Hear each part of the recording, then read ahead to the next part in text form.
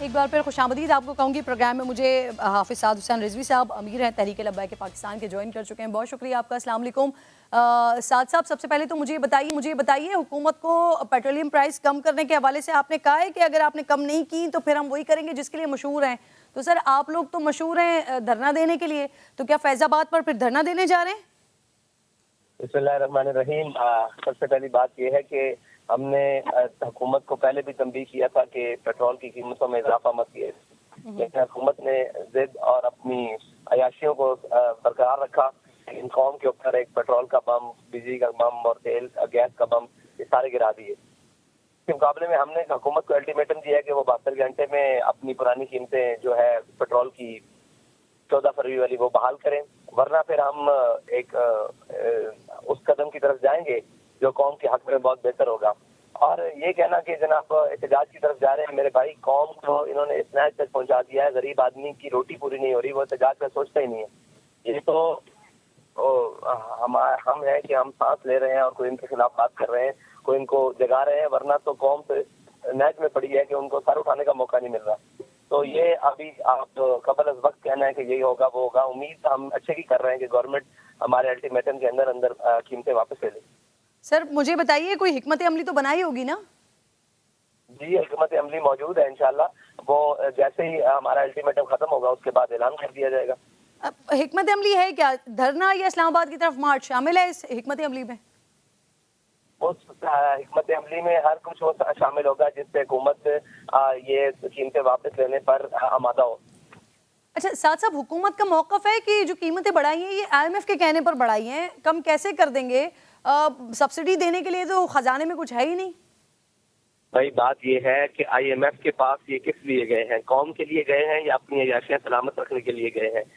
कौम का फिक्र है तो जो तकरीबन 1.25 लाख 1.5 लाख गाड़ी है जो हुकूमत पाकिस्तान के ज़ेर इस्तेमाल है, उसकी जनाब पेट्रोल की कंजम्पशन कम की जाए, उसकी तादाद की कम की जाए, अपने वजीरों और मशीरों की तादाद की कम की जाए। तो क्या ये हमेशा कुर्बानी का बकरा बनाने के लिए कौम ही रह गई है?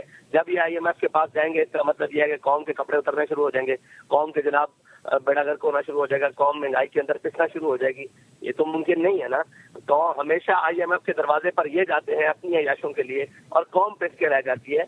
जरूरी नहीं है। अगर ये हुकूमत में आए क्यों है और ये इनके पास हाकिम कहते किसको है जो कौम को फेसिलिटेट ना दे सके, जो कौम को चीजें सब्सिडाइज करके ना दे सके, और वो हाकिम तो होता ही नहीं है। आपकी हुकूमत आ गई तो आप नहीं जाएंगे IMF के पास? हमारी हुकूमत आएगी तो हम सबसे पहले अपनी जो हुकूमती मशीनरी है और जो अशराफिया है और जो एस्टेब्लिशमेंट है और जो ब्यूरोक्रेसी है, इनकी अयाशियां खत्म करेंगे। अगर इनकी अयाशियां खत्म करने के बावजूद भी हमारी गवर्नमेंट ना चल सकी तो फिर इसके बाद हम IMF के मुतबादिल कोई चीज नहीं सोचेंगे। IMF के पास जाना और उनका अंगूठा अपने गले पर रखवाना ये कोई समझदारों वाली बात नहीं है। हमारे पास तो पहले ही फार्मूला कहा है कि कर्ज उस वक्त देंगे जब होगा, सूद की किस्त हम नहीं देते। लेकिन ये अब कहते हैं कौम जी आप किस पर चलाएंगे, कौम को ज़कात फंड पर चलाएंगे और उसके ऊपर चलाएंगे क्या नाम है खैरात फंड पर। भाई इनसे ये भी तो कोई सवाल करने वाला हो कि भाई रोजाना IMF के दरवाजे पर मांगना, पाकिस्तान की टोटल उम्र 75 साल है, 23 मरतबा वो IMF के दरवाजे पर चला गया है।